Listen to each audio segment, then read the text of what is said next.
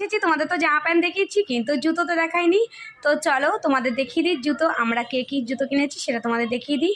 তো চলো দেখো, দেখতে থাকো। ব্যাগ দেখাচ্ছি, এবার জুতো দেখাবো। তো এই দেখো আমাদের চারজনার জুতো চলে এসেছে, দেখতেই পাচ্ছ।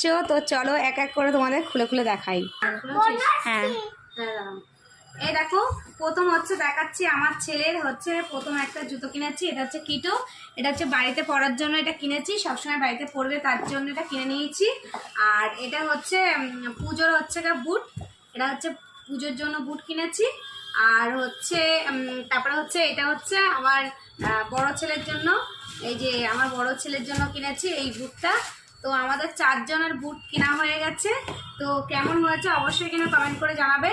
আর এটা হচ্ছে আমাদের হচ্ছে বড়মশাইয়ের জুতো, দেখতেই পাচ্ছ কেমন হয়েছে, কোনটা বেশি ভালো লাগছে অবশ্যই কিন্তু কমেন্ট করে জানিও।